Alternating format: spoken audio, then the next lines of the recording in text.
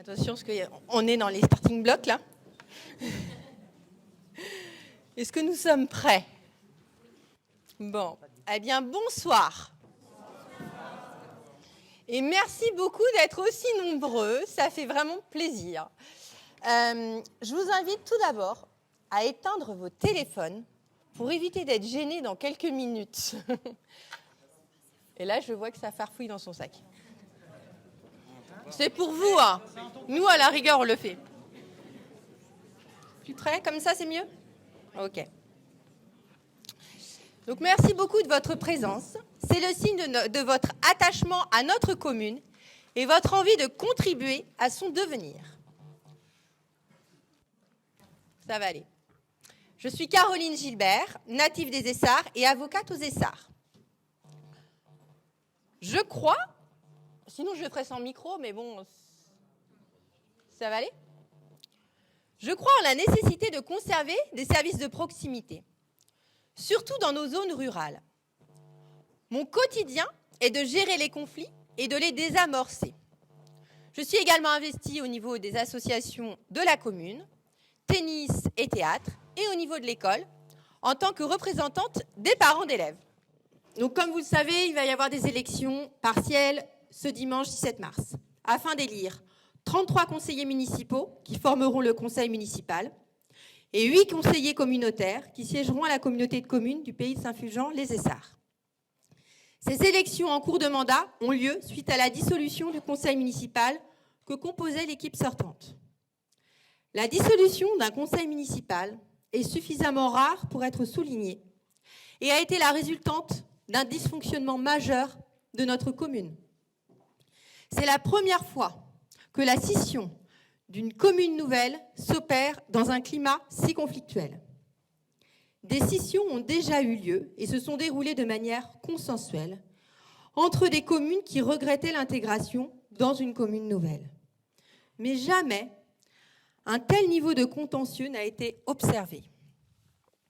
La liste « Tous ensemble Boulogne-les-Essarts » que vous voyez là a vu le jour face aux nombreuses interrogations sur le fonctionnement communal au-delà de la problématique loi Sainte-Florence. Et nous avons envie d'insuffler une nouvelle dynamique. Notre liste est sans étiquette politique et nous sommes d'horizons divers. Cette liste, je la porte en binôme avec Joël Mercier, candidat maire délégué de Boulogne. Nous ne voulons pas de nouvelles fractures au sein de la commune. Nous devrons évidemment nous relever de l'épreuve de la scission et faire face à ses conséquences. Notre volonté est d'agir ensemble, Essartais et Boulonnais, pour la réunion et la cohésion de notre commune. Je laisse la parole à Joël pour qu'il puisse se présenter.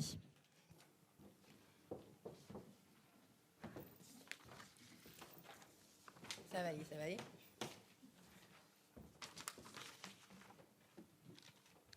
Donc bonsoir, je me présente, donc Joël Mercier, j'ai 61 ans, j'habite Boulogne depuis ma naissance, j'ai 2 enfants, 3 petits-enfants.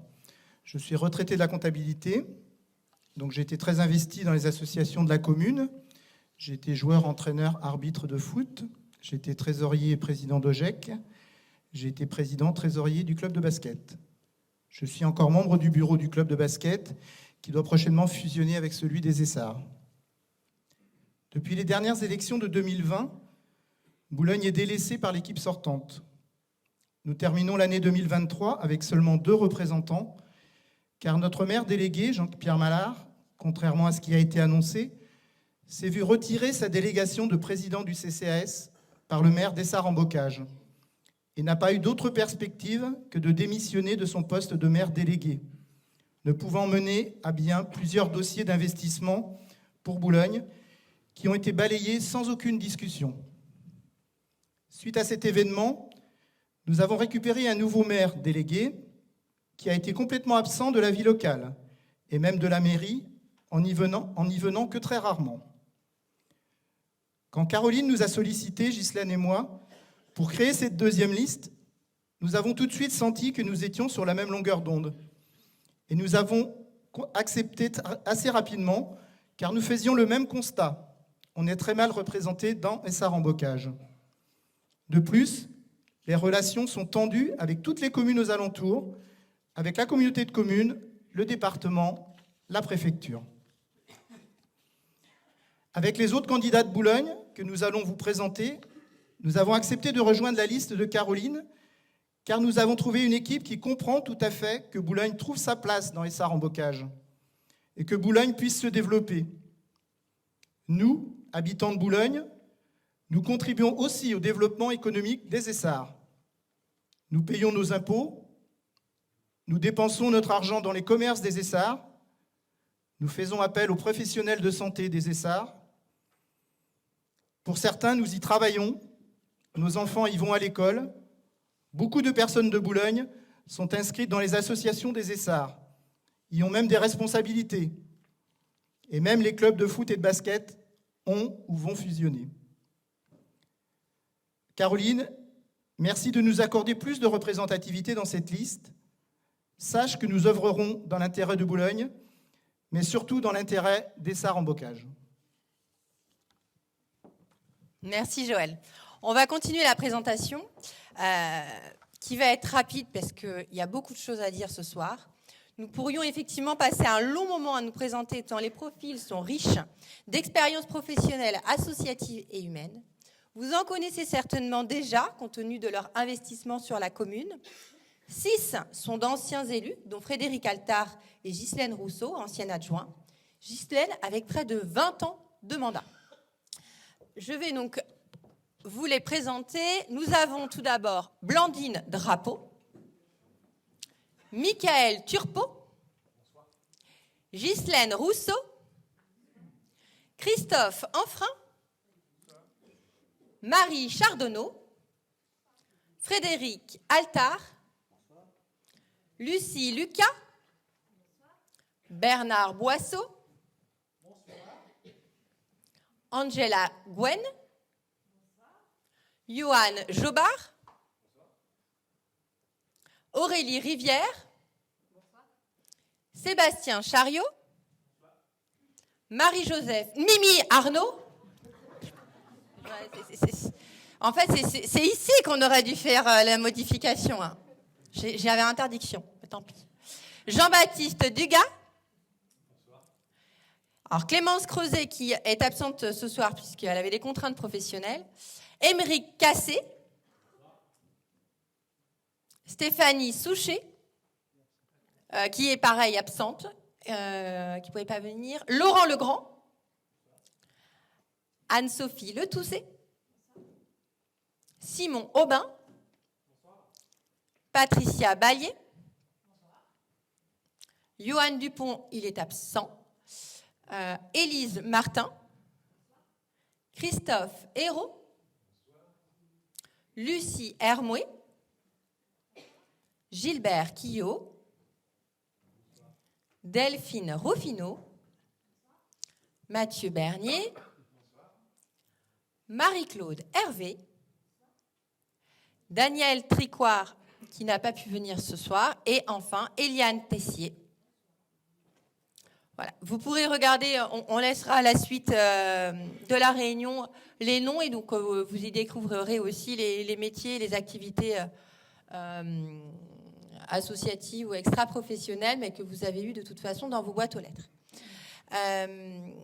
Cette équipe, composée officiellement de 33 personnes, dépasse en réalité bien largement ce nombre, car vous avez été très nombreux à participer à l'élaboration de notre projet.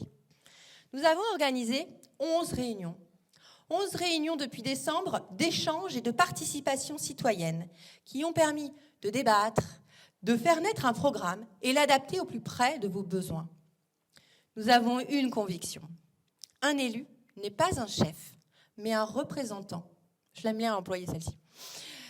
Et à ce titre, et surtout au niveau local, il doit être au plus près de ses concitoyens.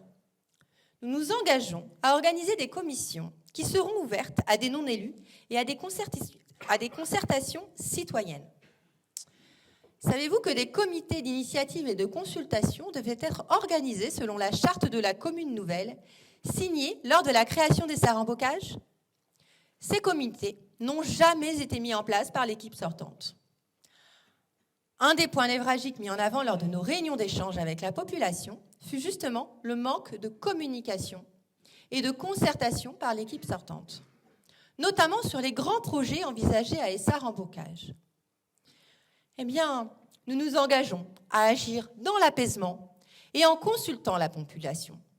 Nous voulons que vous soyez acteurs des projets et que vous soyez inclus dans le processus consultatif avant le décisionnel. Par exemple, mettre en place une commission scolaire telle que le réclament en vain des équipes éducatives de la commune afin de prévoir ensemble et en amont des projets sur l'année à venir plutôt que de proposer en cours d'année des activités qui ne correspondent pas forcément à leur projet pédagogique. Une commission jeunesse pour impulser une dynamique auprès des plus de 14 ans. Aurélie vous en dira un peu plus tout à l'heure. Des groupes de travail pour discuter ensemble d'un plan global de développement du complexe sportif. Parlons des travaux d'accessibilité aux personnes à mobilité réduite qui sont actuellement en cours au complexe sportif et qui ne répondent pas aux besoins des associations concernées. Une réunion a été organisée séparément, club par club, ce qui a généré des quiproquos. Cela divise les clubs au lieu de les unir. Aucun plan n'était même fourni par le conseil municipal en place lors de ces réunions. Les associations ont fait des propositions. Le judo, le tennis, mais aucune n'a été retenue, et cela sans explication. Il est temps que le complexe sportif soit traité à la hauteur de l'enjeu, en concertation avec les clubs, et qu'il ne soit plus rafistolé. Autre exemple, le projet culturel de la Capétrie. Le projet phare de l'équipe sortante en gestation depuis des années. Nous ne pouvons que déplorer non seulement le manque de concertation, mais également de transparence. L'objectif était louable. Régler les problèmes d'accessibilité de la médiathèque et rénover les locaux de la musique. Et construire une salle. D'année en année, le projet a été reporté. Le coût atteignait aux dernières estimations plus de 5,2 millions d'euros. Seule l'association de musique a été sollicitée pour la rénovation des locaux. À notre connaissance, aucune association potentiellement utilisatrice de la salle n'a été consultée. Le projet a fini par être finalisé donc, fin d'année dernière avec un vote prévu pour 2024 et devait comprendre une salle de spectacle pour 120 personnes maximum. Projet inadapté compte tenu de sa capacité d'accueil limitée aux spectacles organisés annuellement par les associations culturelles de la commune. Je peux parler de la danse, de la musique, du théâtre. L'équipe sortante a passé des années à construire un projet qui leur tenait à cœur, mais en l'élaborant seul, il était inadapté. L'histoire du pôle culturel de la Capétrie a connu un point final. Le conseil municipal a voté son annulation le 19 décembre 2023, dans le contexte de la scission, juste avant sa dissolution. Plus important encore, l'équipe sortante propose un grand projet îlot de Gaulle, qui doit refondre en profondeur le bourg des Essarts. L'information a été limitée, sans réelle concertation de la population, ni même les riverains. Lors de nos réunions, nous avons fait le constat que peu de personnes étaient au courant de ce projet d'ampleur. Nous en reparlerons au fil de la réunion, d'un point de vue financier avec Joël et de l'urbanisme avec Christophe, car ce projet doit nous questionner et vous questionner. Nous nous engageons à mettre en place une concertation et une transparence totale sur ce projet s'il devait se mettre en place. Sur les logements sociaux, ce n'est pas moins de 170 logements sociaux qui sont envisagés par l'équipe sortante, sans encore une fois consultation de la population. Nous ne comprenons pas un tel engouement pour les logements sociaux, surtout dans cette proportion, alors que nous n'avons aucune obligation, étant une commune de moins de 15 000 habitants. Travaillons plutôt sur une mixité des logements, comme ça se fait beaucoup, en mélangeant sociaux et privés. La construction d'autant de logements va aggraver des problématiques déjà existantes, alors que le conseil municipal en place aurait pu et aurait dû les anticiper. Je peux parler du manque de places de stationnement, de la voirie non dimensionnée, de la circulation excessive en ville, d'un manque de place au centre de loisirs. Nous instaurerons des mécanismes de concertation et de consultation citoyenne pour éviter de telles déconvenues. Nous devrons aussi mettre en place une gestion financière de la commune raisonnée. Ce qui veut dire éviter les doublons. Par exemple, la construction d'une piste de vélo est proposée par l'équipe sortante pour un coût de 350 000 € au niveau du complexe sportif des Essarts. Alors qu'une cité du vélo d'ampleur nationale va être construite et financée par le département de la Vendée, à la Mongie, aux Essarts, pour un coût estimé à 50 millions d'euros. Cette cité du vélo ne coûtera pas un centime à la commune. Nous nous engageons tout simplement à agir de manière concertée avec le département et le Vélo Club Essartais pour en optimiser l'utilisation. Le Vélo Club Essartais est en totale adéquation avec cette manière de faire et ne veut à aucun moment un doublon dans la commune. Une gestion raisonnée, c'est aussi se tourner vers la communauté de communes de manière judicieuse, afin de réaliser des économies qui permettront de préserver les finances de notre commune, tout en bénéficiant de services de proximité et d'infrastructures nécessaires à son développement. Dans quelques minutes, nous vous ferons la démonstration que plus de 2,4 millions d'euros ont été dépensés inutilement ou comptaient l'être par l'équipe sortante, alors qu'ils pourraient n'en rien coûter à la commune par une meilleure gestion de l'intercommunalité. Si on rajoute les 350 000 € de la piste de vélo, nous sommes à 2 750 000 €. Après des années de blocage, l'équipe sortante annonce depuis quelques jours vouloir se tourner vers la communauté de communes. Premier exemple, le terrain de foot synthétique des Essarts, dont elle refusait obstinément jusqu'à présent qu'elle soit à la charge de la commune.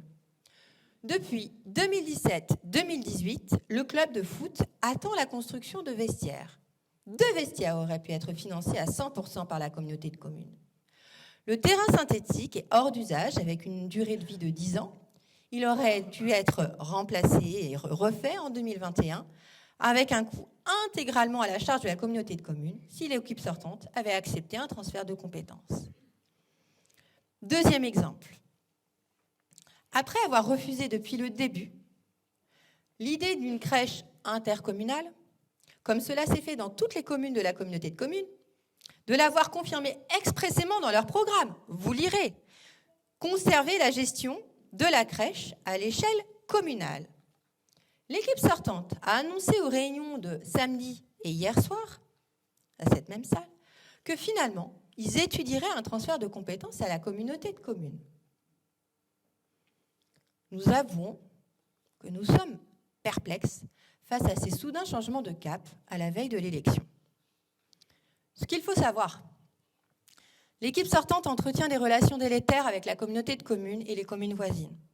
Ce n'est pas un jugement de valeur, mais un constat, relevé par la Chambre régionale des comptes des Pays de la Loire elle-même. C'est dans ce contexte que des projets intercommunaux ont été refusés en masse.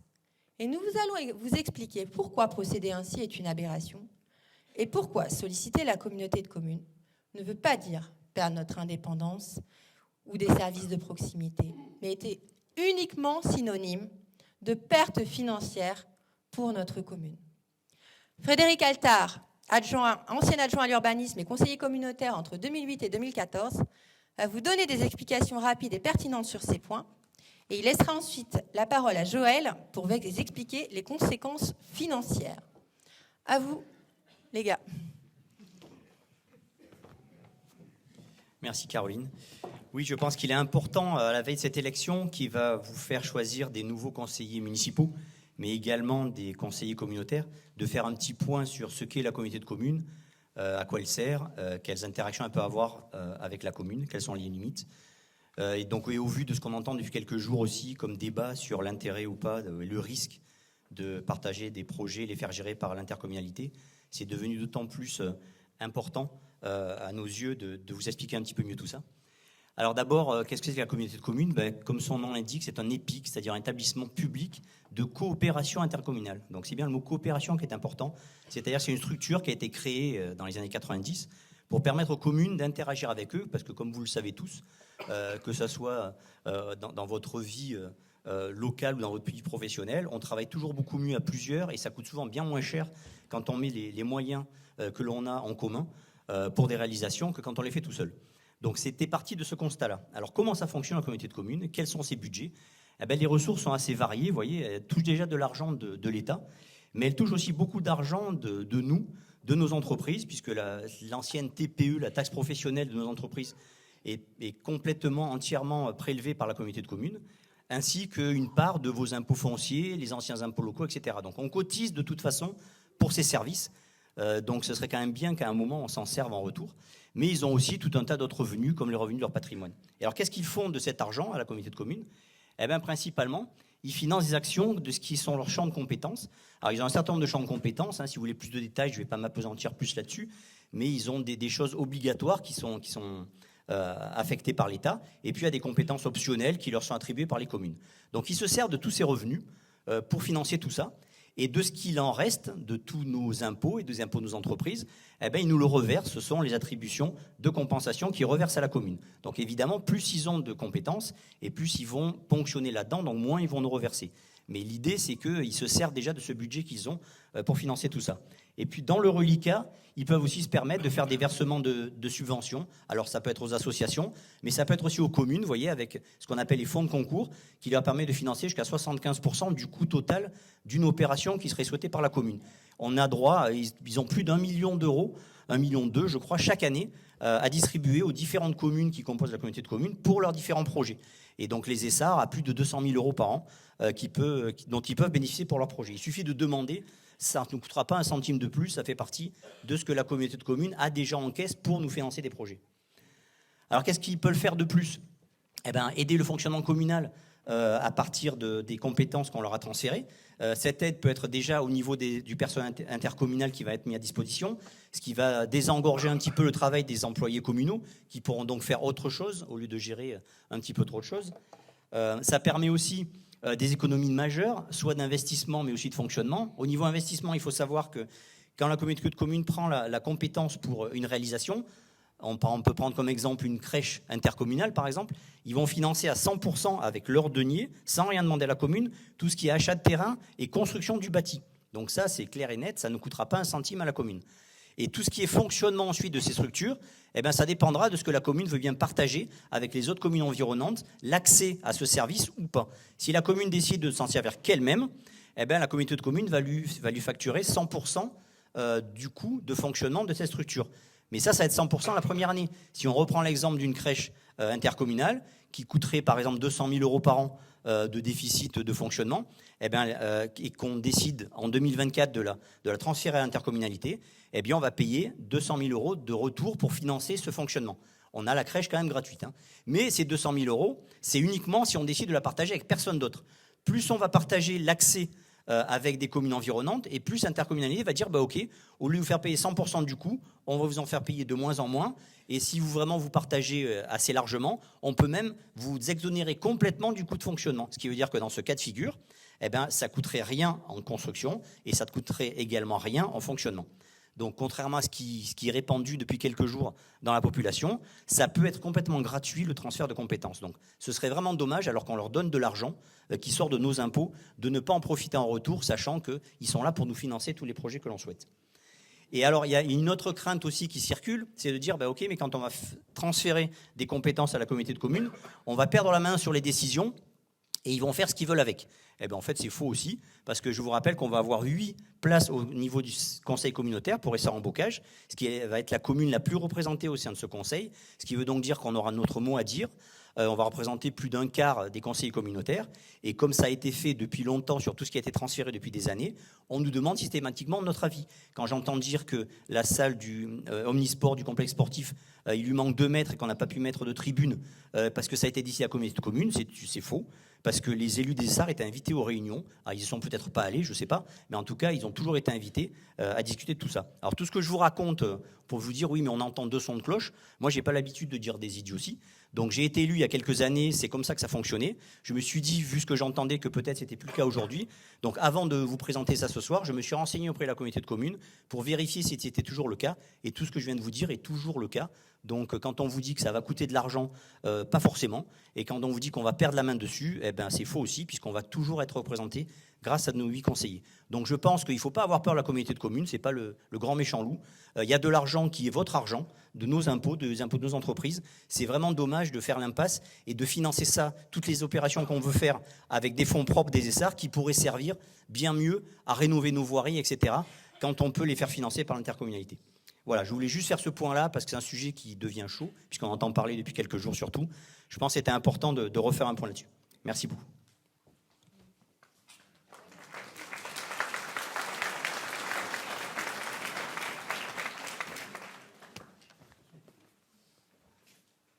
Alors, moi je vais parler chiffres, ça va peut-être vous intéresser.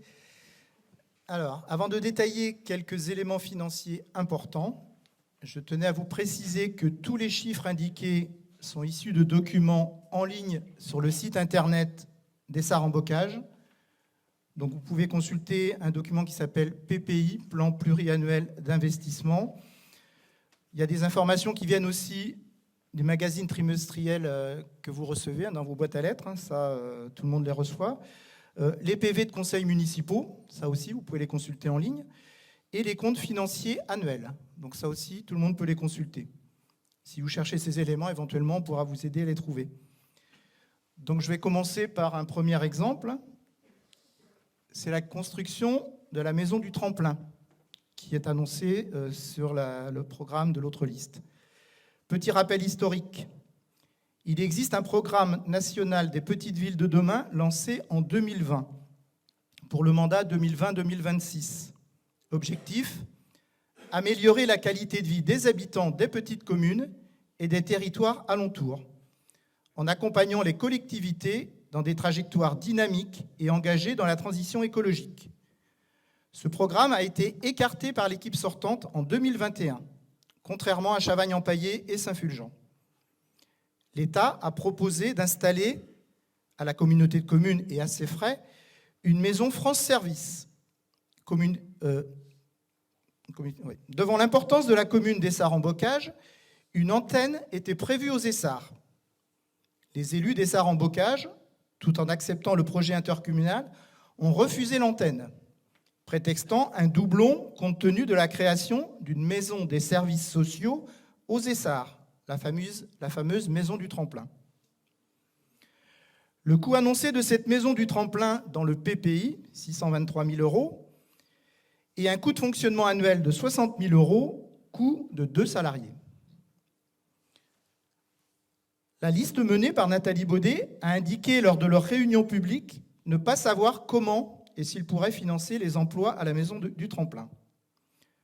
Autre précision importante, cette maison du tremplin ne pourra bénéficier d'aucune subvention. La préfecture l'a précisé en audience publique à l'équipe sortante, en soulevant le caractère absurde financièrement de leur projet de maison du tremplin. Seule une structure labellisée France Service ne coûtera rien à la commune, en étant prise en charge intégralement par l'État, sauf un reste à charge de 5 000 € par an, non pas à la charge de la commune, mais à la communauté de communes. Voilà 3 ans qu'Essar en Bocage devrait avoir une maison de services sociaux. Il n'y aura pas besoin d'aller à Saint-Fulgent, comme le laisse croire Madame Baudet, en réunion publique. Nous installerons à la mairie des Essars une antenne France Service avec 2 personnes, qui ne coûteront rien. Nous économiserons ainsi, pour le même projet, 623 000 € pour la construction et 60 000 € par an pour les charges de fonctionnement. Deuxième exemple, la crèche municipale, dont a parlé Frédéric tout à l'heure. La crèche municipale a été construite et mise en service en 2023, pour un coût restant à la charge de la commune de 1 100 000 €.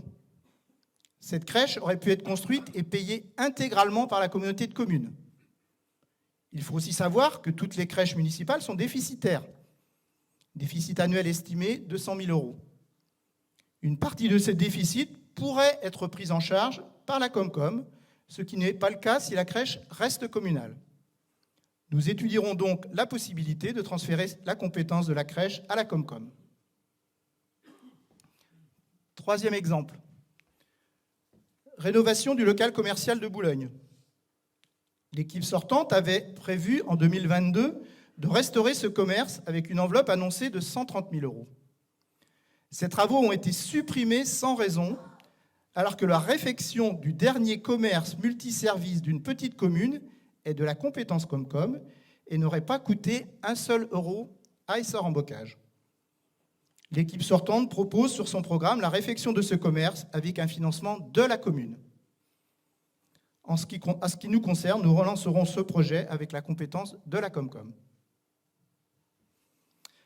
Donc, si on rajoute à ça la réfection du terrain de foot, 550 000 €, c'est le montant qui avait été annoncé sur le PPI, et la piste du vélo annoncée à 350 000, on arrive à 2 750 000 € de dépenses. Voilà, que l'équipe sortante a prévu de faire ou a déjà fait malheureusement. Autre point d'inquiétude. Les chiffres présentés sur ce document sont issus du protocole d'accord signé entre le promoteur Podelia et Essar-en-Bocage, que vous pouvez consulter en annexe d'un PV du conseil municipal. Je ne vais pas revenir sur l'absence de consultation de la population. En revanche, ce projet à 50 mètres de l'église, prévoyant une construction sur 3 niveaux, donc 2 étages, de 1500 mètres carrés de commerce et 54 logements sociaux, fait courir un risque financier pour la commune de plus de 3 800 000 € si aucun commerce n'est vendu. Ce qui semble être le cas à la date d'aujourd'hui. En effet, pratiquement aucun commerçant des Essarts ne peut s'installer au prix annoncé par le promoteur. 1 500 € du mètre carré, ce qui fait pour un commerce de 200 mètres carrés, un prix de 300 000 € d'achat, plus 80 000, voire 100 000 € d'aménagement, puisque le local est fourni nu. 3 commerçants qui auraient pu être intéressés, à qui la mairie a proposé un local, nous ont confirmé qu'ils ont refusé l'offre en raison du coût d'achat trop élevé. Christophe vous en dira un peu plus sur ce projet. Donc les montants qui sont annoncés, c'est les montants que vous pouvez retrouver sur le document que je vous ai indiqué. Sauf l'achat des maisons, les achats des maisons, ça a été fait, je les ai retrouvés sur les PV de conseils municipaux. La déconstruction, ce sera à la charge de la commune. Il y a une subvention qui doit être versée au promoteur de 560 000 €. Et si les 1500 mètres carrés ne sont pas vendus, multiplié par 1500, ça fait pratiquement 2 300 000. Donc le risque pour nous, donc il y a quand même 182 000 € de subvention, vous pouvez regarder, hein, c'est pas beaucoup, ça veut dire qu'il reste quand même un risque de 3 860 000. Je ne vous dis pas que c'est une perte, c'est un risque financier. Voilà, donc je vais continuer. Il n'y a pas de diapo pour ça, mais je vais quand même parler d'autre chose. Nous avons très peu abordé la scission de Sainte-Florence avec Sainte-Florence-et-Lois et les motifs qui les ont encouragés à quitter Essar-en-Bocage.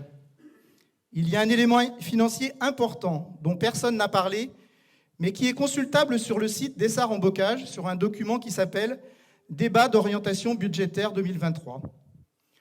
En retravaillant ces éléments présentés sur Excel, puisque je les ai retravaillés sur Excel, on arrive au chiffre suivant. Total des investissements sur la période 2021-2026. C'était une projection sur les 5 ans. 32 560 000 €. Pour Boulogne, 639 000 €, qui correspond à une garderie périscolaire. On a eu un dossier. Ça représente 2% des investissements, alors qu'on est 11% de la population. Sainte-Florence-et-Lois, 4 564 485, ce qui fait 14% pour 30% de la population. Les Essarts, 27 356 664, ce qui fait 84% des investissements pour 58% de la population. Avec ces chiffres, on peut comprendre le départ de Sainte-Florence-et-Lois.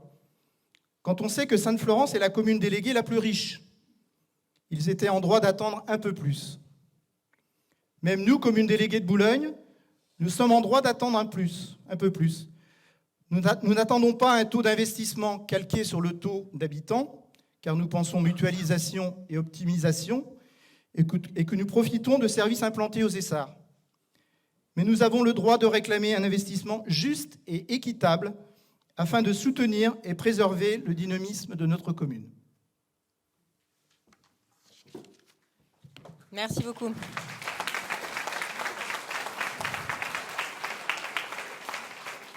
Donc on vous a présenté un petit peu la gestion qu'il y a eu jusqu'à présent et tous les jours vous constatez les conséquences qui nous interrogent et vous avez été nombreux à nous en faire part. Ces conséquences, c'est par exemple le manque d'entretien des bâtiments communaux, de la voirie, des associations qui ne peuvent pas compter sur la commune financièrement avec des subventions acceptables, des villages de Boulogne, mais aussi des Essarts, qui ne voient jamais un agent d'entretien, des projets qui tardent à voir le jour. Je ne reviendrai pas sur le club de foot qui attend ses vestiaires depuis 5 ans ou la rénovation de ses terrains depuis 3 ans. Le projet culturel de la Capétrie ne verra finalement jamais le jour tel qu'il était prévu, mais nous travaillerons ensemble pour envisager un nouveau projet, comme Bernard vous l'expliquera tout à l'heure. Nous avons aussi la rénovation de l'école publique, que nous attendons depuis des années. À chaque conseil d'école, une nouvelle raison est avancée. En juin 2023, il était annoncé un nouveau report des travaux pour 2025. Il manquait 40 000 €.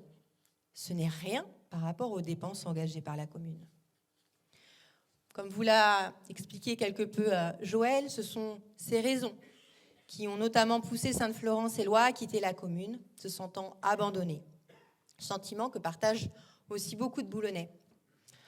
Peut-être que l'équipe sortante pensait la commune plus riche qu'elle ne l'est et ne pas avoir besoin des financements de la communauté de communes, qui proviennent pourtant pour partie de vos impôts et de la fiscalité de nos entreprises, comme l'a expliqué Frédéric. Le départ de Sainte-Florence-et-Loire va impacter financièrement la commune. Nous ne pourrons pas continuer ainsi.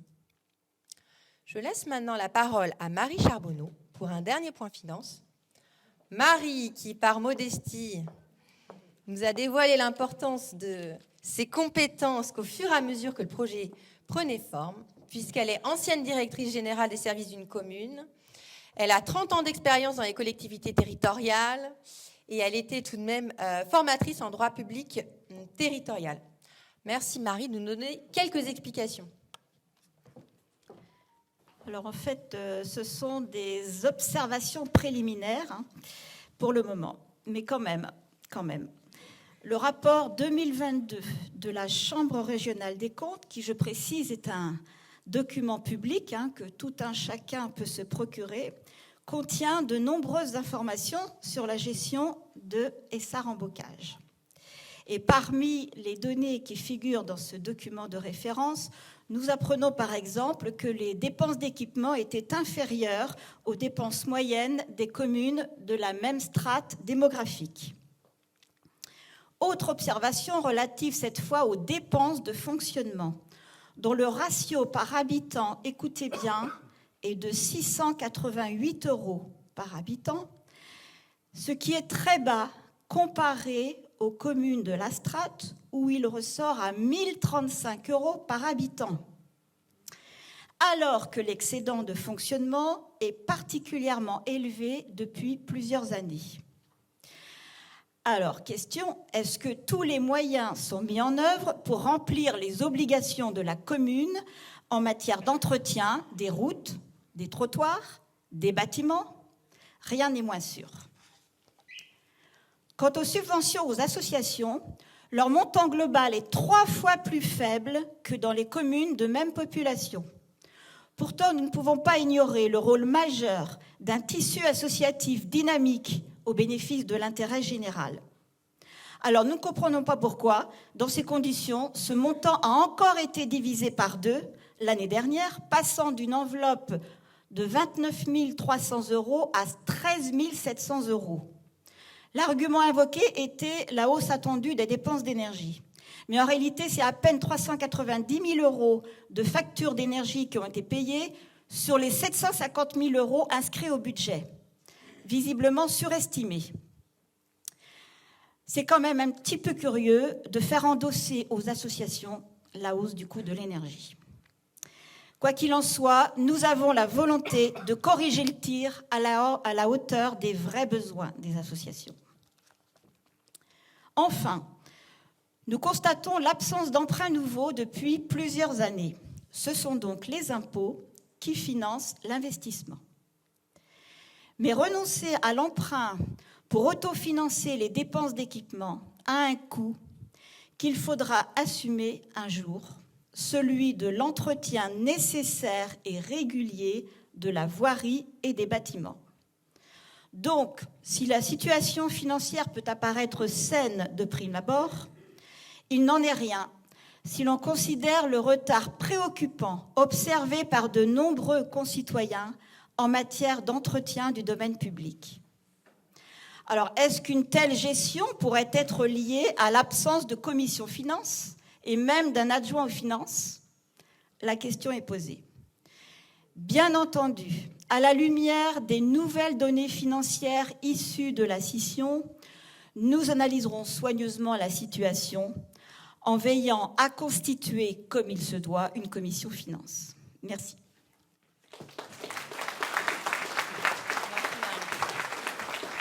Merci Marie pour ces explications. Bon, rassurez-vous,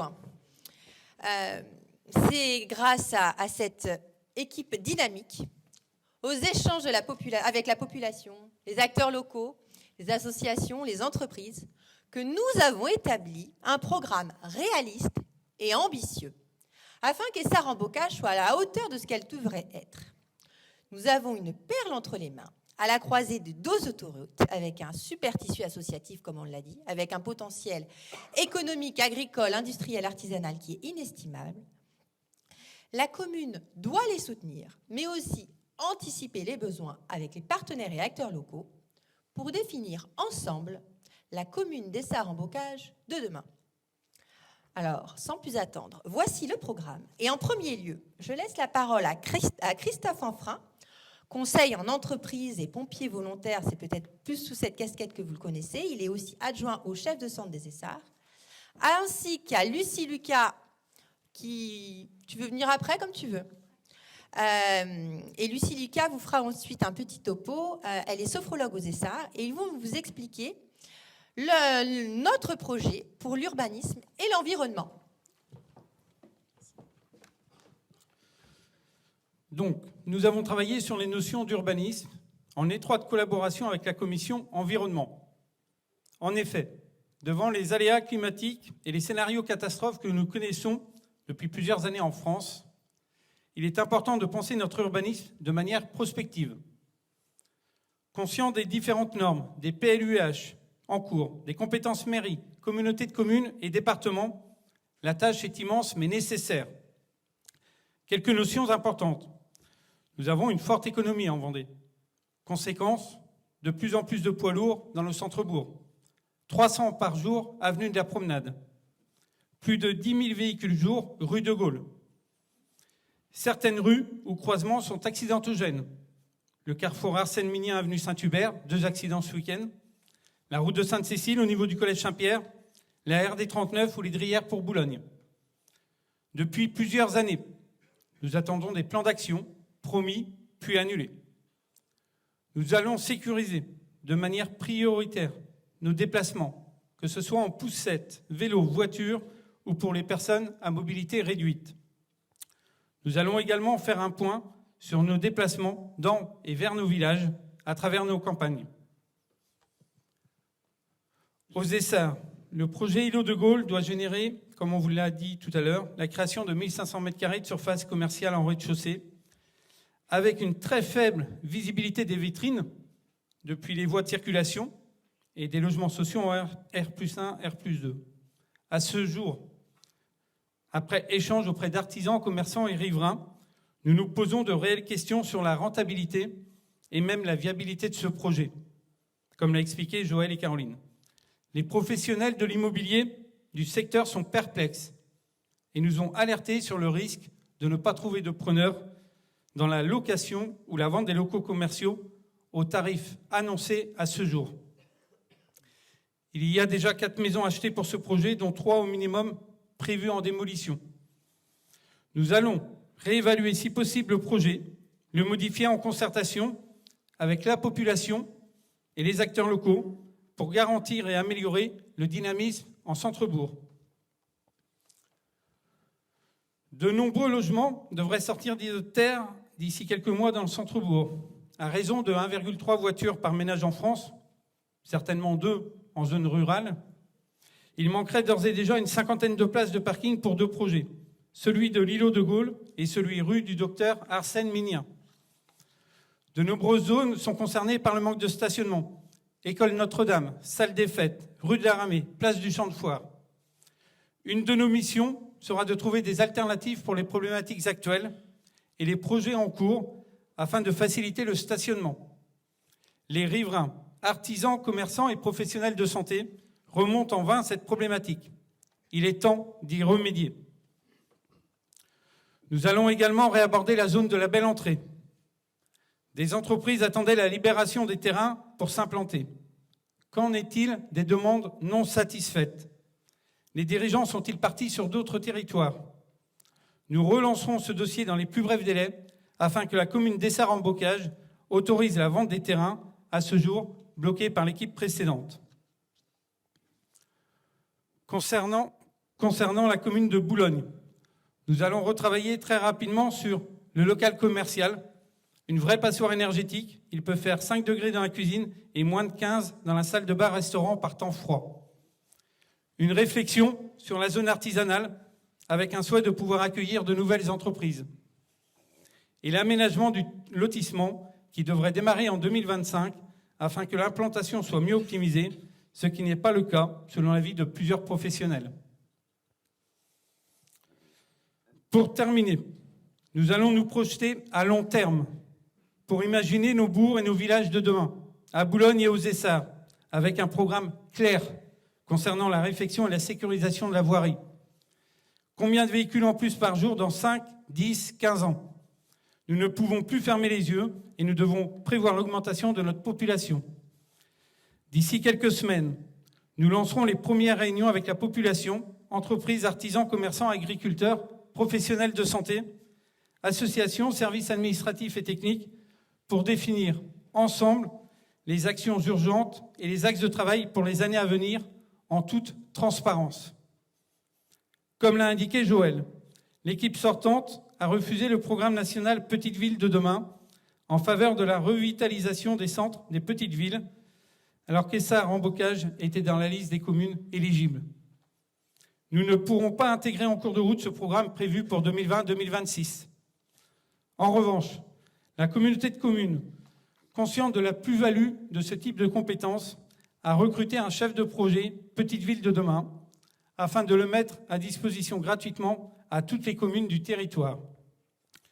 L'équipe sortante n'a jamais sollicité à ce jour cet agent. Dès notre élection, nous le solliciterons afin de travailler avec la communauté de communes et le département pour lancer un programme global en intégrant les plans de circulation, les stationnements, les commerces, les logements, la mobilité douce et l'accessibilité.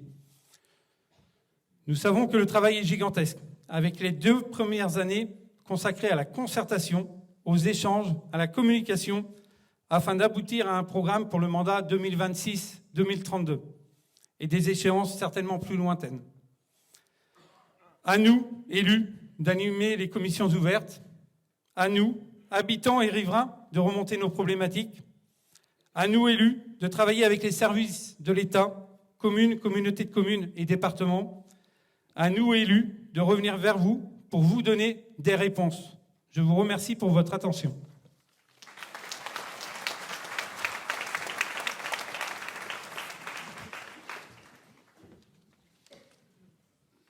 Bonsoir à toutes et à tous. Aujourd'hui, nous faisons le constat qu'Essart-en-Bocage accuse un retard important, aussi bien dans l'urbanisme que dans l'environnement, et cela au détriment de tous. Pour établir notre programme environnemental, nous nous sommes appuyés sur le plan climat-air-eau-énergie, ainsi que sur les différentes réunions de groupes de travail. Le plan climat, c'est un outil de planification territoriale issu d'une loi relative à la transition écologique et énergétique de 2015. Il vise à définir et à coordonner des actions au niveau local pour adapter le territoire aux effets du changement climatique, avec des objectifs comme l'amélioration de la qualité de l'air et de l'eau, l'optimisation des consommations énergétiques et la réduction des gaz à effet de serre. Il permet de mettre en place des actions diverses, telles que la réduction des factures énergétiques, le développement du covoiturage, l'utilisation des mobilités douces, la préservation de la biodiversité, la valorisation des filières de récupération, l'éducation à l'environnement, etc. Celui de la communauté de communes a été programmé de 2021 à 2027. À ce jour, à Essart-en-Bocage, quasiment rien n'a été mis en place. Il est donc plus que temps de mettre en mouvement des actions responsables, concrètes et engagées dans ce domaine, afin d'augmenter notre résilience face aux impacts du changement climatique. Nous parlerons tout d'abord de la mobilité douce et de la Cité du vélo à la Mongie. Dès notre élection, nous lancerons un programme pour favoriser et sécuriser la mobilité douce, cycliste et piétonne, ainsi que l'établissement d'un plan global sur la circulation routière. Pour information, la mobilité douce est une priorité départementale pour les prochaines années. Le président du conseil départemental a annoncé investir 35 millions d'euros pour encourager la pratique du vélo dans les trajets quotidiens sur la Vendée entre 2021 et 2028. D'où notre souhait de collaborer pour la Cité du vélo, de nous mettre en lien avec les clubs de vélo de la commune et de répondre à des besoins réels et corrects financièrement. Notre ambition est également de développer le plan vélo, qui est déjà bien avancé du côté de la communauté de communes, puisque celle-ci est quasiment prête à le lancer. Ce plan vélo permet de créer des itinéraires de liaison douce reliant les villages entre eux. Essart-en-Bocage accuse là aussi un retard non négligeable, puisqu'elle est la seule commune à ne pas avoir participé à l'élaboration de ce plan vélo. La communauté de communes nous confirme qu'elle est prête à nous écouter sur nos besoins et nous aider pour sa mise en place. Concernant l'économie d'énergie, nous avons fait le constat de bâtiments communaux vieillissants, avec un état de délabrement avancé pour certains et obsolète concernant la gestion de l'énergie, chauffage, isolation. Par conséquent, un plan de rénovation énergétique et d'embellissement de ces locaux fera partie des thèmes prioritaires que nous aborderons dès notre élection. Nous devrons, dans les temps à venir, être vigilants dans nos dépenses et réduire nos factures énergétiques. Pour ce qui est de la préservation de la biodiversité, il s'est avéré qu'une forte demande à ce sujet a été exprimée lors des différentes rencontres et réunions de groupes de travail.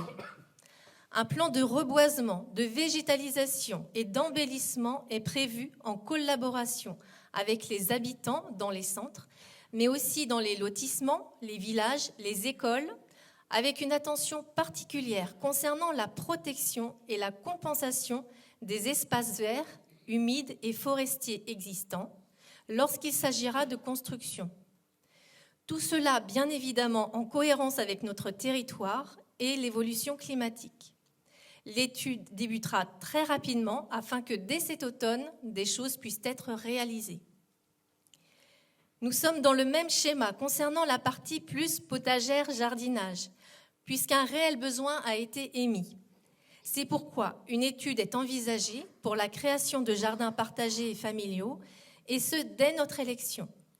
L'idée est de favoriser et encourager les rencontres intergénérationnelles, de retrouver un contact avec la nature, d'apprendre et de pratiquer le jardinage en commun, d'apprendre à mieux se nourrir et de permettre les échanges de savoir-faire.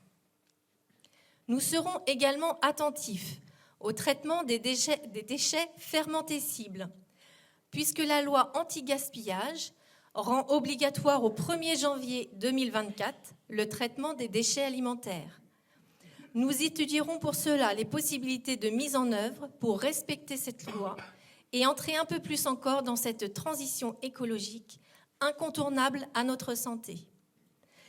Il nous paraît essentiel de redynamiser, et cela de manière générale, pour accompagner et activer les différents projets. Des ateliers, des conférences, des animations seront proposés régulièrement. L'idée est de sensibiliser, d'informer, de former toutes les générations de la population. L'action « Une naissance, un arbre » sera également mise en place, tout comme un nouvel arrivant, un végétal et son livret d'accueil, tout cela en lien avec les professionnels pépiniéristes du secteur et lors des vœux du maire par exemple. Dans le calendrier, nous placerons de même des journées à thème comme la journée du fleurissement, des journées de la mobilité douce, des journées citoyennes avec le soutien des différents acteurs du territoire. Nous nous devons de retrouver un lieu de vie agréable, apaisant, où chacune et chacun se sent en sécurité, en cohérence et pleinement relié à son environnement. Ensemble, pour créer et vivre en harmonie dans notre commune. Merci.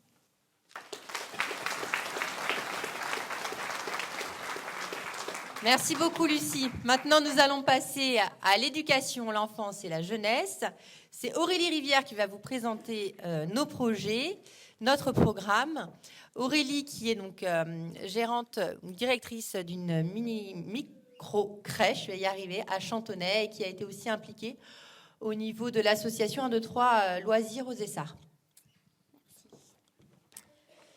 Alors, suite aux différentes soirées d'échange, la commission éducation enfance-jeunesse a priorisé certains axes. Nous devrons renforcer et soutenir les modes de garde sur les 2 communes. Depuis l'incendie du local qu'utilisait l'association d'assistantes maternelles Les Petites Bouilles, leurs matinées d'éveil ont lieu à la salle Madras. Cet espace n'est pas adapté aux enfants.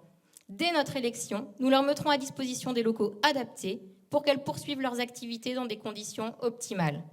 Les solutions envisageables sont l'ancienne crèche, la mutualisation avec le centre de loisirs, inoccupé en journée.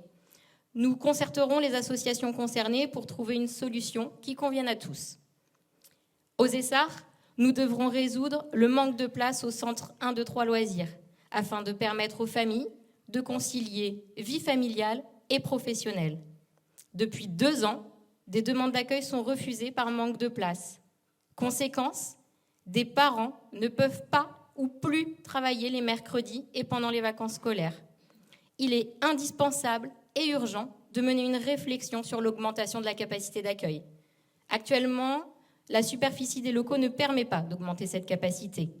Nous allons donc trouver des solutions pérennes en concertation avec l'association 1, 2, 3 Loisirs. Avec tous les logements qui vont arriver, nous devrons nécessairement anticiper les futurs besoins de garde sur la commune. Quant à Boulogne, actuellement, 2 assistantes maternelles y exercent. À partir de l'été prochain, il n'y en aura plus qu'une seule. À Boulogne, il n'y a pas de mode de garde collectif. Nous devrons donc lancer une réflexion sur la création ou le développement d'un mode d'accueil petite enfance à Boulogne. Accueil collectif, maison d'assistantes maternelles ou micro-crèche et accueil individuel en soutenant et en valorisant le métier d'assistant maternel, en lien avec la campagne menée par le relais petite enfance intercommunal. Une concertation sur la gestion des cantines en vue d'une harmonisation est attendue. Depuis quelques années déjà, la cantine de l'école privée Notre-Dame aux Essarts est gérée par la commune. L'OGEC de Boulogne demande une gestion municipale de leur cantine. Les bénévoles évoquent un essoufflement et une incompréhension de la différenciation entre les 2 écoles privées. Afin d'uniformiser ce fonctionnement des cantines du territoire, nous proposerons à l'OGEC de Boulogne de rendre municipale la gestion de la cantine de l'école des Tilleuls. Nous traiterons également les problèmes matériels remontés au niveau de la cantine Notre-Dame des Essarts. L'amélioration de la gestion des cantines aboutirait sur l'étude de faisabilité d'une cuisine centrale pour les 3 écoles, la crèche et le centre de loisirs. Ce projet est évidemment ambitieux et ne pourra donc pas être réalisé dans les 2 ans. Ces objectifs, moins de déchets plastiques, une meilleure qualité nutritionnelle et gustative, supprimer le transport et donc diminuer notre empreinte carbone, et surtout, faire en sorte que le repas soit un moment apprécié par les enfants. Nous voulons que nos enfants ne soient pas en attente de passer en 6e uniquement pour la qualité des repas proposés. La rénovation de l'école élémentaire publique Gaston Chessac. Des années que le projet est en cours. Celui-ci avance bien trop lentement. Il est évoqué à chaque conseil d'école, sans concrétisation. Il faut sérieusement avancer dans ce projet. Et évidemment, en concertation avec l'équipe éducative, pour que le projet soit adapté aux besoins de l'école et avec les autres utilisateurs de ces locaux. Actuellement, l'équipe éducative n'a pas de visibilité sur le projet en cours. Comme l'a évoqué Lucie tout à l'heure, nous devons urgemment réfléchir à la végétalisation des espaces scolaires. Nos enfants n'ont aucune ombre dans la cour. Les arbres ont pour certains été coupés ou arrachés. Objectif, avoir une cour d'école ludique, attractive et sécurisée. Dans le même esprit, nous développerons des espaces de vie et de jeu sécurisés pour nos enfants. Aux Essarts, tout est centralisé au parc Saint-Michel. Il faut donc songer à avoir des aires de jeu, même des mini-structures, disséminées dans la commune. L'aire de jeu au parc Saint-Michel a une structure motrice inadaptée et même dangereuse pour les 2-4 ans. Nous équiperons le parc d'un jeu adapté aux tout-petits.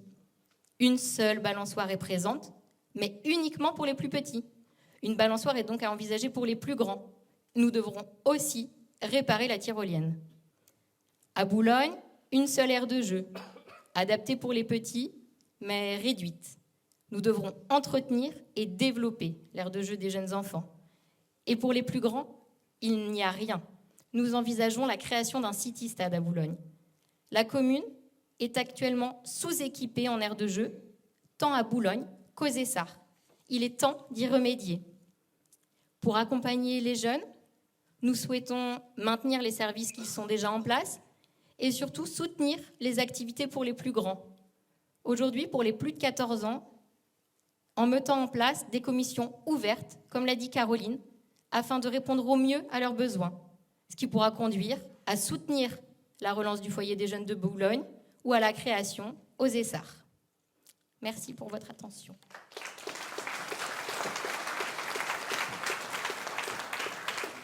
Merci Aurélie. Maintenant, je vais demander à Jean-Baptiste Dugas, donc, qui est né sur les Essarts, que vous connaissez certainement, et Ghislaine Rousseau, qui est fonctionnaire, que beaucoup connaissent parce qu'elle travaille encore un petit peu sur l'EHPAD, ancienne fonctionnaire hospitalière. À vous la parole sur la santé sociale. Bonsoir à tous. Alors, les médecins du cabinet Avicenne. Donc, je vais faire un petit rappel. Les médecins des Essarts sont des médecins libéraux. En ce sens, ils sont indépendants. Comme tous les médecins en France, ils ont une liberté d'installation qui est totale sur le territoire. Aucun élu, je dis bien aucun élu, ne peut les contraindre à rester dans une commune. Essarts-en-Bocage est une commune que nous aimons tous. Cependant, elle n'est pas la plus attractive. Il est donc essentiel, primordial, d'entretenir de bonnes relations avec les médecins généralistes, qu'ils se sentent écoutés et soutenus par la mairie dans leurs différents projets, afin de les fidéliser sur la commune. Il faudra également engager le dialogue avec les autres professionnels de santé. Alors j'aimerais que ceux qui étaient à Boulogne écoutent un peu plus clairement ce que je dis, au lieu de déformer déjà mes propos.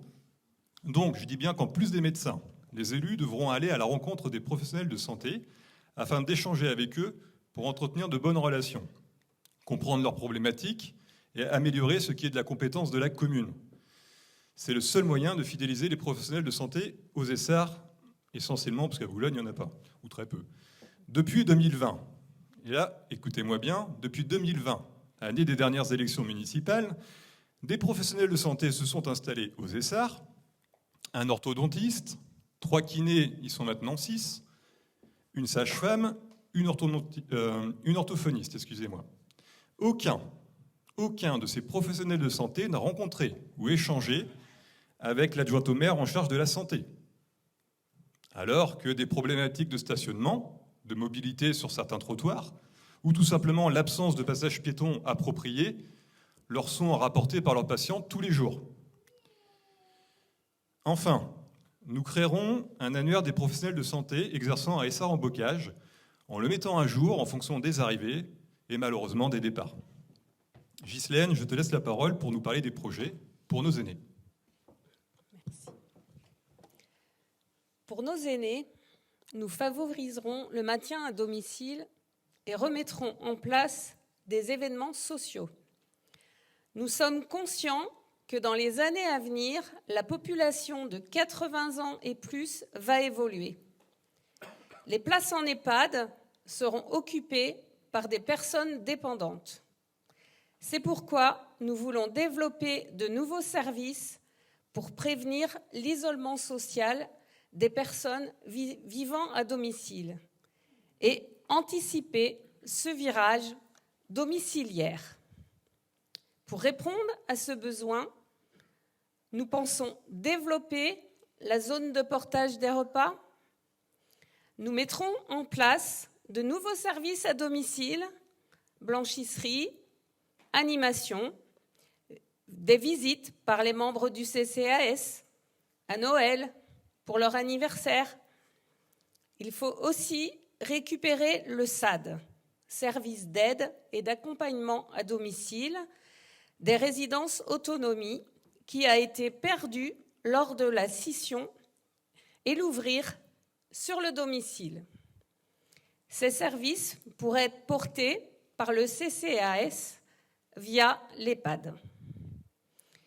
Nous voulons débuter une réflexion sur la réalisation d'habitats inclusifs.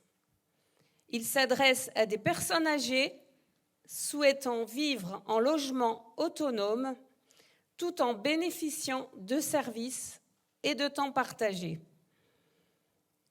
Nous trouvons également important d'accentuer la communication sur le transport solidaire. Il faudra soutenir ce service pour permettre de l'élargir aux jeunes suivis par Pôle emploi ou la mission locale et aux personnes vulnérables ou en situation de handicap. Il faudra à ce titre actualiser l'analyse des besoins sociaux réalisée en 2020. Nous avons aussi la volonté de remettre en place des événements sociaux, le repas des aînés, favoriser les rencontres intergénérationnelles, collaborer avec la chargée de prévention senior de la communauté de communes afin de mettre en place des actions pour aider nos aînés à s'épanouir, garder la forme et bien vieillir sur notre territoire.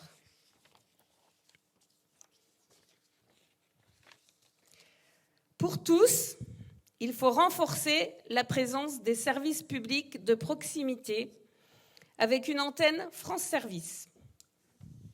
Mais alors, Ghislaine, qu'est-ce qu'une antenne France Service ? Ce sont des agents qui accueillent et accompagnent les habitants d'une commune pour toutes les démarches administratives, CAF, impôts, assurance maladie, Pôle emploi. Ce service est gratuit.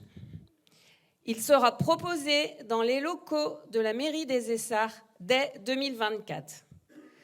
Comme l'a dit Joël, il ne sera donc plus nécessaire de se déplacer comme auparavant à Saint-Fulgent.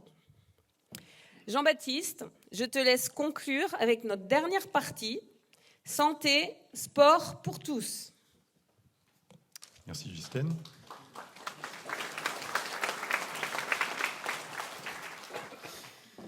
Alors, nous proposerons des initiations sportives gratuites pour les populations en situation de handicap, de vulnérabilité ou âgées. Et nous organiserons également des forums sur la santé et le social. Alors, par exemple, un forum du handicap, tout simplement pour sensibiliser au handicap et permettre aux personnes concernées de rencontrer les acteurs de notre territoire susceptibles de les aider dans leur projet de vie. On pourrait tout aussi imaginer de la prévention et de la promotion de la santé. On parle souvent de prévention à différents niveaux, même M. Macron en parle, mais on n'en voit jamais trop Les cas concrets, donc en fait, tout simplement, un forum avec, par exemple, pour tous, une sensibilisation et de la prévention au cancer, qui pourrait être fait en lien avec la Ligue contre le cancer. Pour les futurs et jeunes parents, une sensibilisation à la pratique du portage, une sensibilisation également à l'allaitement et au toucher-massage pour bébés. Et enfin, pour le public senior, des ateliers d'équilibre et de renforcement musculaire adaptés. Et enfin, pour le public senior, des ateliers d'équilibre et de renforcement musculaire adaptés à leur âge. Merci de votre attention.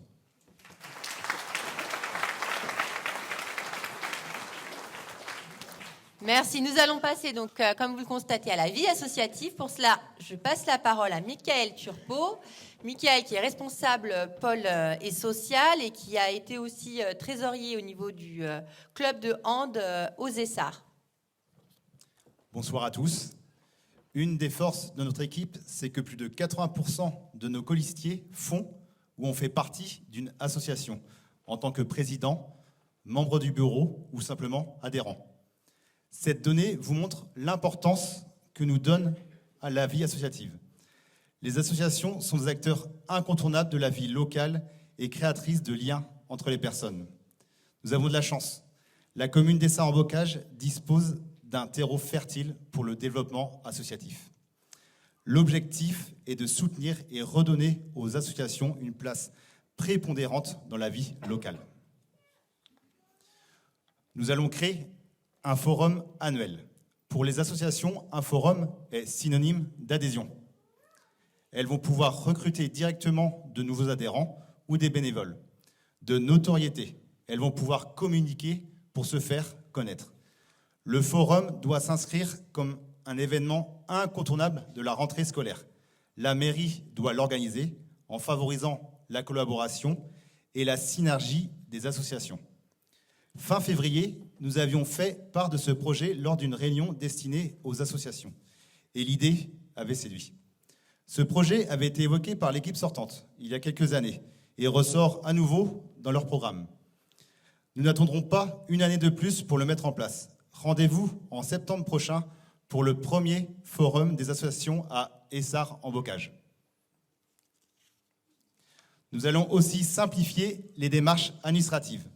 Les tâches administratives d'une association reposent sur quelques têtes. Ces personnes motivées doivent être soutenues pour éviter un essoufflement. Comment ? Nous allons mettre en lumière les associations sur le site internet de la commune, toutes les répertorier, car actuellement, c'est incomplet. Nous allons simplifier l'organisation d'événements à l'aide d'un logiciel de réservation des salles. Nous allons aussi simplifier les demandes de subventions. Nous allons également les accompagner en organisant des réunions et des ateliers sur des thématiques précises et utiles, sur organiser une association, gérer un salarié, stratégie de sponsoring, favoriser l'inclusion, intégration du handicap et gérer une trésorerie qui est un point essentiel. Nous allons réétudier le montant des subventions. Comme vous l'a expliqué Marie, les subventions sont sous-évaluées depuis des années, alors qu'elles sont vitales pour le développement des associations. En 2023, elles ont été diminuées par 2. Nous nous engageons à reverser le solde non perçu aux associations concernées et à l'avenir de les réévaluer en établissant des règles d'attribution simples et transparentes, afin de neutraliser un sentiment de jalousie. Nous allons aussi mener une étude sur l'aménagement d'une maison des associations sur les Essarts et d'une salle multifonction à Boulogne. L'objectif sera de mettre à disposition de toutes les associations les ressources matérielles dont elles ont besoin pour développer leurs projets. Salle de réunion, bureaux équipés, écrans, vidéoprojecteurs, imprimantes, un lieu d'échange, de rencontres et de co-construction. Sur les Essarts, des bâtiments sont non utilisés ou sous-exploités. Autant en profiter. Sur Boulogne, plusieurs associations se plaignent du manque de lieux de stockage et de l'état de vétusté du lieu actuel. Un agrandissement de la salle du foyer rural est envisageable. Il s'agira d'un aménagement réfléchi et répondant aux besoins.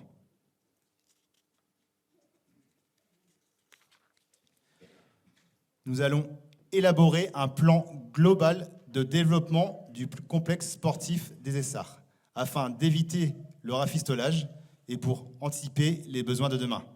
Il faut aussi répondre aux problématiques actuelles. Manque de parking, manque d'éclairage, Wi-Fi de mauvaise qualité, manque de vestiaires, un fléchage des salles à revoir. Nous allons interroger les associations utilisatrices du complexe sportif sur leurs besoins actuels et leurs besoins à venir. Co-construire un projet en priorisant les besoins. Comme l'a expliqué Caroline, le terrain synthétique de football des Essarts est une urgence depuis plusieurs années. Isolé, dépourvu de vestiaires, de toilettes et de points d'eau. La pelouse est en mauvais état. Nous le rénoverons en concertation avec la Comcom. Ça ne changera en rien à la pratique car les autres clubs de foot de l'Interco ont déjà des terrains synthétiques. Seul le club de Loie serait susceptible de venir. Il l'utilisait déjà avant la scission. Autre priorité, l'aménagement d'un boulodrome avec l'accès à une salle pour des moments de convivialité. Pour le vélo, et en accord avec le club, prévoir un lieu sécurisé dans l'attente de la construction de la cité du vélo par le département. Pour le tennis et le judo, tenter de rétablir le manque de concertation pour les travaux en cours afin qu'ils correspondent aux besoins des utilisateurs. Nous resterons aussi à l'écoute des autres problématiques qui nous ont été remontées lors de nos différentes réunions par d'autres associations. Merci de votre écoute.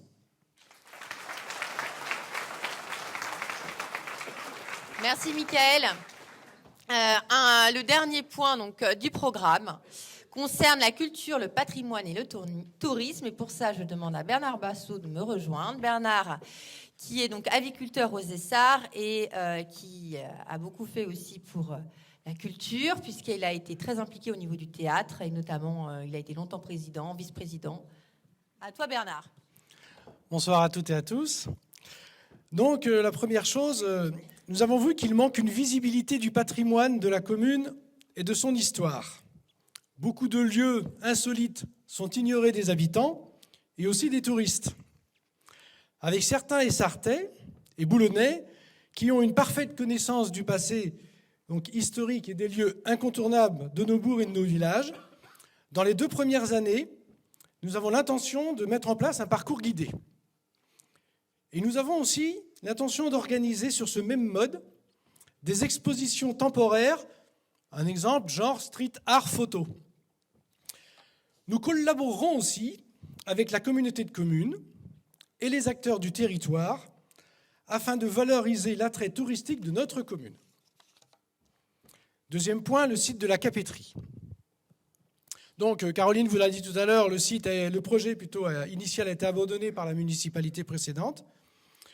Mais pourtant, les problèmes sont toujours là. Il y a toujours des problèmes d'accessibilité à la médiathèque et il faut rénover le bâtiment utilisé par l'école de musique. Donc, nous allons engager une réflexion approfondie avec tous les acteurs du site de la Capétrie afin d'aménager cet espace au plus vite pour l'adapter aux réels besoins de ses utilisateurs. En plus, aussi, nous voudrions donner à ce site la vocation à permettre l'accès pour tous à la culture et aux pratiques artistiques diverses, telles que des ateliers peinture, des arts plastiques, le scrapbooking et d'autres encore, en plus de la musique et de la médiathèque. Enfin, une salle polyvalente. Alors toujours suite à nos réunions publiques, la nécessité d'une salle polyvalente est revenue avec insistance. À toutes les réunions publiques, ça a été évoqué. Elle apparaît donc ainsi comme un projet prioritaire. Elle est demandée par les associations utilisatrices, les particuliers, pour les mariages, les entreprises. Donc dans les 2 ans qui viennent, nous allons préparer et faire les études pour la construction d'une salle polyvalente. Bon, la salle des fêtes où nous nous trouvons là actuellement qui est située dans le centre donc, des Essarts, nous rend toujours de grands services, mais bon, il faut remarquer quand même qu'elle est de plus en plus obsolète. Sa situation en plein centre pose des problèmes en termes de bruit et de stationnement. Elle est mal isolée. Le chauffage, soit il chauffe tout, ou soit il chauffe pas du tout. Donc là, il commence déjà un petit peu à faire frais. Il y a une absence d'équipement pour les spectacles, la sonorisation, les jeux de lumière. Alors la cuisine, elle est devenue inexploitable et aucun traiteur n'accepte d'y venir.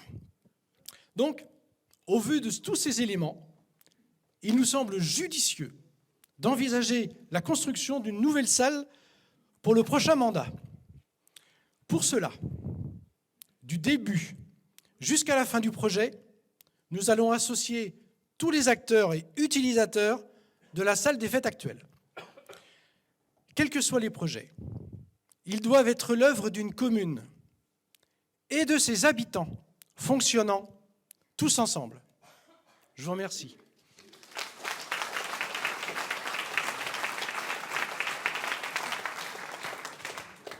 Merci Bernard. Pour terminer, quelques mots, pour terminer donc sur cette présentation du programme. Nous avons étudié les finances, les projets en cours, consulté la population et les forces vives de la commune. Malgré la scission et la perte de notre capacité d'autofinancement de près de moitié, nous avons des projets ambitieux et réalisables. Évidemment, ce n'est pas en 2 ans que nous pourrons tout réaliser. Nous nous sommes projetés sur 8 années au minimum, car il faut imaginer et s'embocage à long terme pour que nos projets deviennent réalité. Vous l'avez compris, l'avenir de la commune réside dans le rétablissement de la communication, la mutualisation, la collaboration avec la communauté de communes et l'optimisation des dépenses et des moyens. Seul, on va plus vite. Tous ensemble, on va plus loin. Le 17 mars, votez pour une nouvelle page de l'histoire d'Essarts en Bocage que nous écrirons tous ensemble, Boulogne, les Essarts. Merci.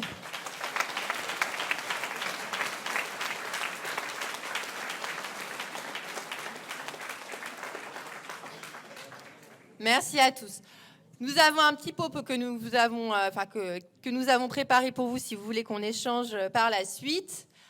S'il y a 2-3 questions, mais c'est vrai qu'il est quand même déjà très tard et on en a bien conscience. Donc, si vous avez 1 ou 2 questions, il n'y a pas de difficulté. Sinon, on peut tout simplement échanger autour d'un verre, tout simplement, pour plus de convivialité.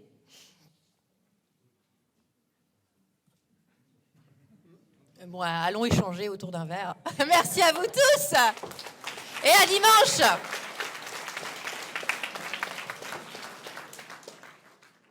Tous ensemble, Boulogne, les Essarts.